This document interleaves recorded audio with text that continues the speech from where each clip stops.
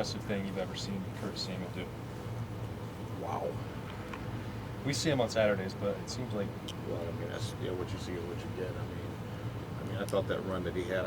Before I got here, I was watching film. He kind of like spun around and got down on a hand, and that was pretty good too. It was true freshman year. But I would say, you just watch the way he's blocking, and obviously he's very gifted with the ball in his hands. We've always known that, but then you just watch his full game and how he plays and how he runs routes and just the precision of as he does his entire job, his job description. And he's playing at a very high level. And to watch the way he blocked against Maryland was, I mean, I took it into my room and said, God, this is how you finish plays. It's very reminiscent of how Zeke did things. And he did it fast, it was physical, and it was a nasty demeanor behind it. So Curtis is playing really well. You know that he's not even on the Blackhawks watch list. Okay, he's on our stuff. Yeah, so that's the preeminent reward for wide receiver. Yeah, well, that's I don't know who votes for that, so we'll keep him. I mean, is the way you guys are using him the way you envisioned using him coming? Yeah, I think so. I think so, and obviously it's grown some, and but he's earned that, and he's earned that by the way he's played and his attention to detail. He's earned everything he's getting. The injury that Mike Weber is dealing with, Tony, how painful is that for a running back? Is it just something that he's going to be able to play through, or is that something that concerns you? Oh, it's painful. Yeah. I mean, listen. At this point in the season, everybody's got something going on, and it is painful. But he's managing it, and he'll continue to play. And listen, we got two big ones coming up, and this one really I said we've got one big one coming up. So there's not a whole lot of motivation. I know a lot of guys at this time of year throughout the country, and every team has guys that are banged up at this time and sore and nicked up. But that's part of college football. And the fact that he's been able to play through it and play well, I mean, that's got to be a good sign. I know Carlos Hyde has a similar injury. It might be a little bit more serious, the sprained AC joint. He was out for 2 games for the 49ers. I think it says a lot that Mike Weber's able to play through that. Well, he's a tough kid. Now, I know we don't question his toughness, and so he's a tough kid, and we manage him through practice through the week, and then when it comes time to play, we go play, and so he's been good about it. Tom, when did that light come on for him, though, about the blocking aspect of things? Because he seems to be one of those guys who's blocking well on the edge. I mean, some lead plays and things like that. When do you remember it coming on for him? Well, he was doing a lot of that when we redshirted. Yeah. So he has. I mean, was that a carryover from Zeke, Yeah. too? I think it's really, like I said, there's a culture that's been established in that room, and Mike was able to see what that looked like. Yeah. While Zeke was here, but he was doing that, and is there a sense of getting better at that too, though? He seems to have a pretty good timing on when to throw his on hands, when to and things like that. I think that's part of it. Just kind of know when to deliver shots, and that's kind of a timing thing. And the more you do it, the better you get at it, obviously. And but there's still room for improvement. So, but yeah, Mike's a tenacious football player. He's a tough guy. And with that, in that regard, Demario McCall got in the game a little earlier this time.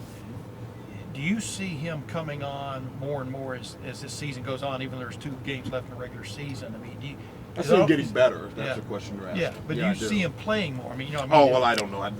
Games will dictate that, and week to week we'll see. So I don't know if that's. But is that sort of a bonus for a team to have a young guy coming along? I mean, he figured. I would think he factors more into your plans now than he did 6 weeks ago. Absolutely. I mean, because you're gaining more trust and more faith in it. Yeah.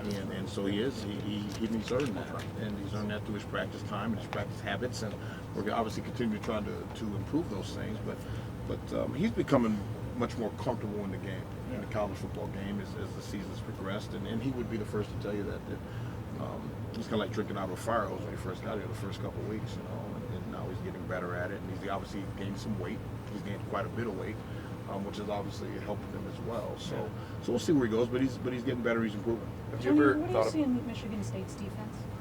Physical as always. It's the same defense that they've been doing for quite a while. And, maybe some different faces and names, but the same type of tenacious play and toughness, and they know what they're doing. They're coached well. They're sound. So yeah, very, very, very, very good defense. You talk about different faces even week to week for those guys just because of their injuries and whatnot. Yeah. How hard is it to get a grasp on personnel? Well, I mean, again, they are who they are, and they do what they do, and they do it well. So it's kind of, I don't know if you want to use the word bird, the term birds on offense, but they all play pretty well. They play hard and gritty, and that's a culture that Antonio set up there as well. But they definitely went through some growing pains defensively this year. I mean, they were 0-6 in the Big Ten until last week. I mean, what is it that they've been dealing with from what you've seen on video? I can't tell you what they're doing. If you want to know that, you're going to go up there and ask them. I just know what we're dealing with on a weekly, daily basis. But I mean, I guess what I'm asking is, do you expect? Listen, I expect they're going to play hard. They're going to play sound. They'll undoubtedly play their best football. Yeah. With us coming in there, so that's what we expect. Regarding DeMario, he didn't enroll early. He was a guy that had to learn the playbook in a hurry. Does that make what he's been able to do even more impressive? And how long did it take him to kind of learn the playbook, Tony? Still learning.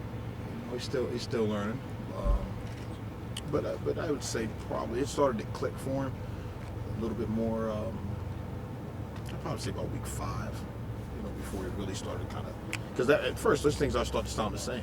You think you have this concept down, and then you go to this concept, and then we throw this concept in, and all of a sudden it all starts to blend together, and all the signals are coming in at a high rate of speed, going fast. So, but I'd say about week 5, it started to really, it seemed for him, from watching him and just listening to him talk, and when we're in meetings and get on the board and go through some things, that he started to truly start to grasp it, what was going on about week 5. Tony, as you look at your room, I mean, you've got Mike Weber. Yep. Then do you have Curtis Samuel, or I mean, as you start looking at your group, do you have Mario McCall? Then who do you have? I mean, well, Antonio Williams is still in there. Antonio Williams, but he's been banged up. He's right? been banged up. He's been nicked up. I guess you see where I'm going. I mean, what is sort of the pecking order in your running back deal as you look at it right now? Well, I would say that just what you're saying. I mean, Curtis is obviously going to go in. Yeah. Too, and he's doing so many. He's a multi-faceted guy. But then it's DeMario. DeMario, then Antonio. Yeah, Antonio. Could Antonio redshirt? No, that's not the plan. Is DeMario, there have been discussions with using him as a returner? I know he had some success there in high school. Yeah, and he's returned some this year. Right, yeah. For us. Paris is doing well. Yeah, Paris is doing well, and DeMario has gone in and caught a couple punts, and so that's it's good recruiting when you got guys that can do it. You got numbers of guys, multitude of guys. How often is Curtis in your room for me? Not very often at all. Just a But stellar student. he's a smart football player. Yeah. I mean, extremely smart. And so when I need to meet with him and get with him, I do. And it might not always be in a team meeting or in a position meeting setting. But if I need to get to him for something, I certainly can. You mentioned it's not the plan to redshirt Antonio. I know he's played in one game, hasn't played since, and Coach Meyer says he's dealing with the shoulder. Yep. Even if the plan is not to redshirt him, is there a chance you guys could redshirt him if he doesn't play again this year, just to get that extra year out of him? I mean, if he can play, we'll play. And again, that's all just game time, game day decisions of how things are going. To say we have a concrete plan. Hey, we're going to go do this. No, we haven't sat down with them. Is there any worry with Mike that he could make that worse, or is it just something he just has to deal with? Something got to deal with. Yeah, So you can't further the injury. No, he's going to be fine. It's just, and hopefully he'll feel a little better this week. Didn't take a lot of shots on it last week, so hopefully he'll feel a little bit better. Tuesday, Wednesday, Thursday, and again we'll continue to manage him through. Listen, man, we got. It's a huge game for us. Yeah. So whatever it takes, whatever it takes, we go. When you bring in a guy like DeMario into a game like this past weekend where he plays most of the second half, Yes, sir. does the playbook shrink? You mentioned No. he didn't know. He's still learning things. No. So you no. can run everything. We can run it all with him. Okay. And when I say he's still learning things, I'm just talking about just the finite details of things. Okay. And but it doesn't shrink. We run, and if that's why we got to coach him. And he is coached just as hard and as vigorous as the next guy. And so he's a backup, so we're not going to run this. We're not doing that. Tony, it seems like More questions for Coach. it seems like Mike has found maybe different things to add to his game weekly. We see him like as a lead blocker for Curtis on some sweeps. The pass blocking you talked about, he's more involved in the passing game. And I know guys want to improve all the time, but maybe how far along is Mike maybe in the progression of where you thought he'd be at this point? Yeah. He's on track. Yeah. He's on track, and you got to understand that the guys that preceded him So there's a what's the word I'm looking for? There's an expectation of how that position is going to play, and if you're going to be the starting tailback at the Ohio State University, you better hurry and get to that level. And obviously we're always trying to improve and reestablish what the bar is, if you will. But Mike's coming along, and he's grown up very, very quickly.